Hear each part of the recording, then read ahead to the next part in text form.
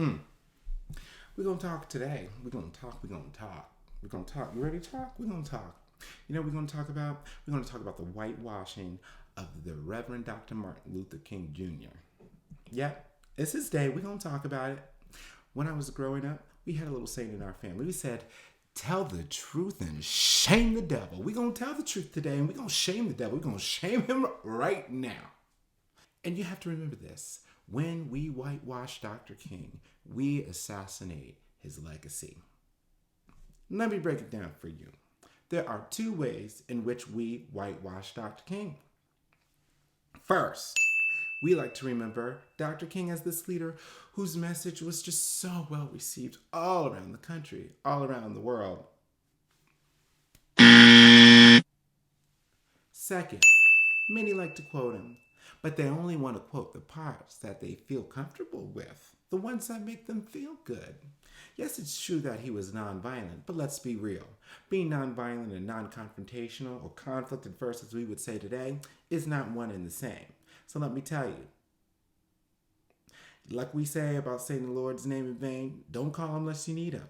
So you need to keep his name out your mouth unless you want to be about him. So we're going to start with this first point I laid out for you.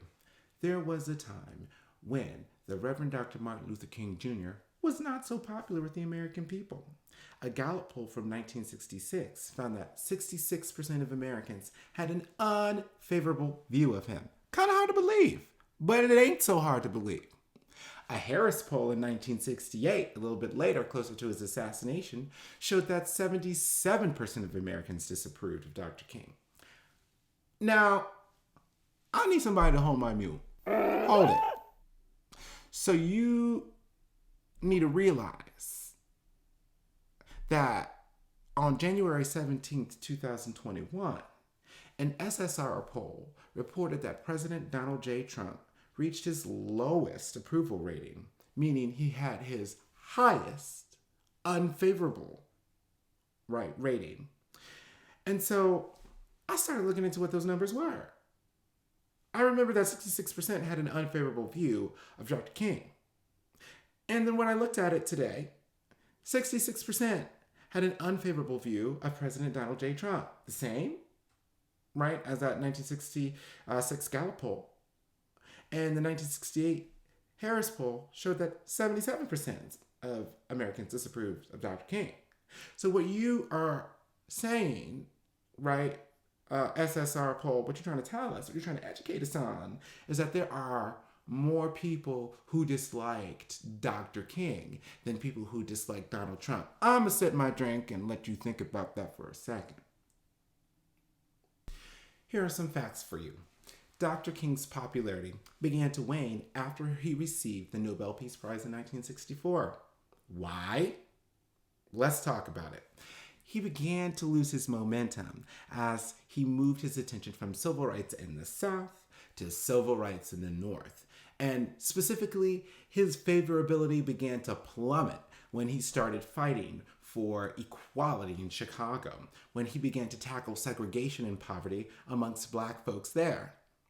Now, if you want to think about this and analyze it, you have to ask yourself, what's the difference between talking about desegregation at the University of Alabama versus the desegregation of schools and neighborhoods in Chicago?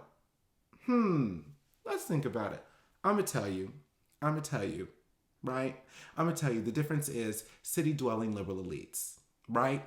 So for all my city-dwelling liberal elites, you guilty too.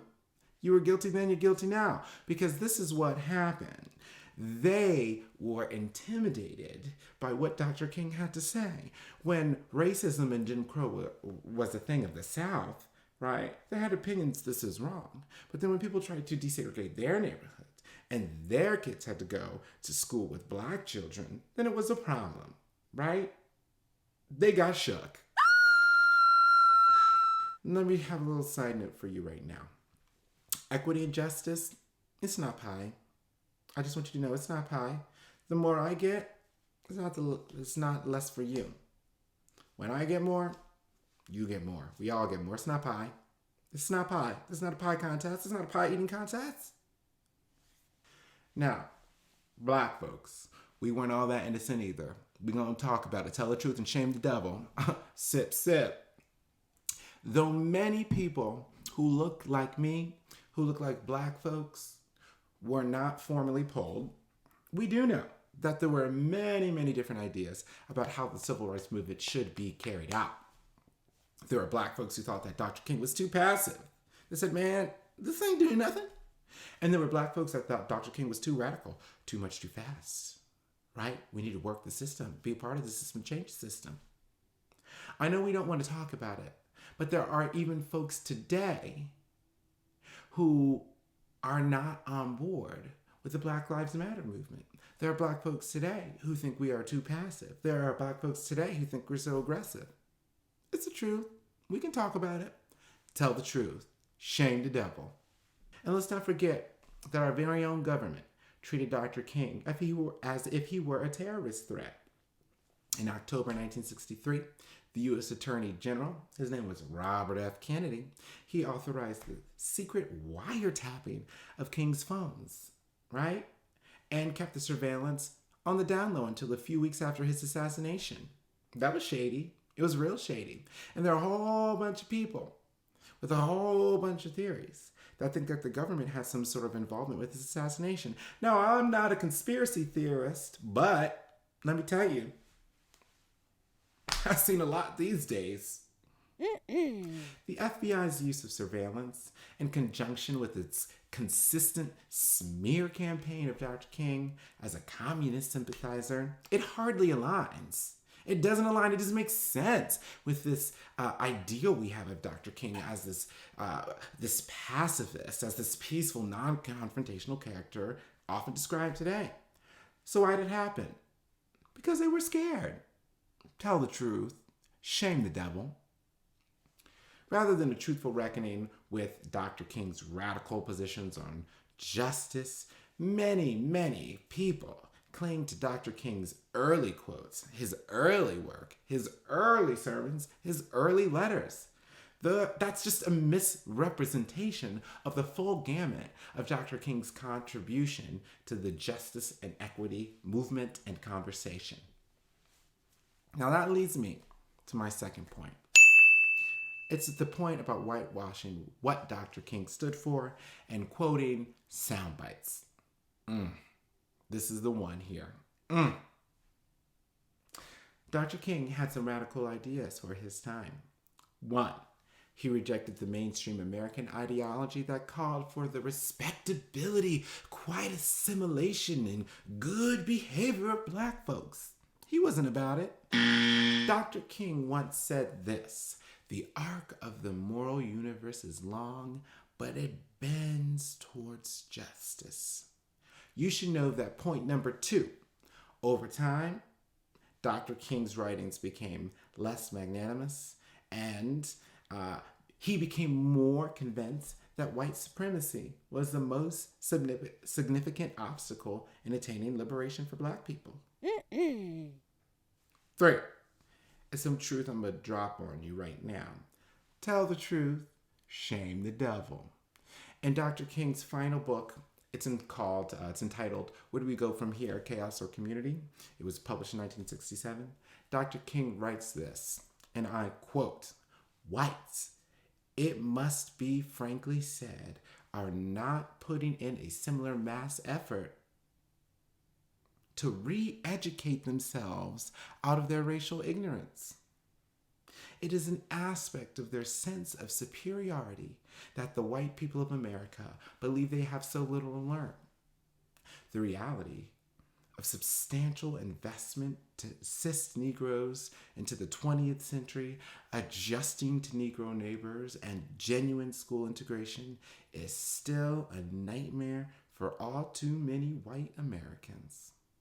End quote. It's crazy that at that time of his life in 1967, he had already seen what we're seeing today. White supremacy. He talked about an effort, that there was a lack of effort for folks to re-educate themselves out of racial ignorance. He specifically calls out superiority, white superiority,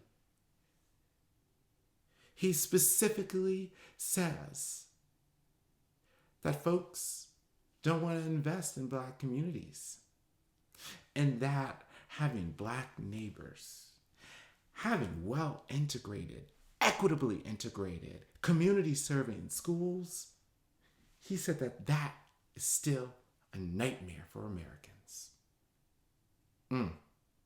Tell the truth, shame the devil.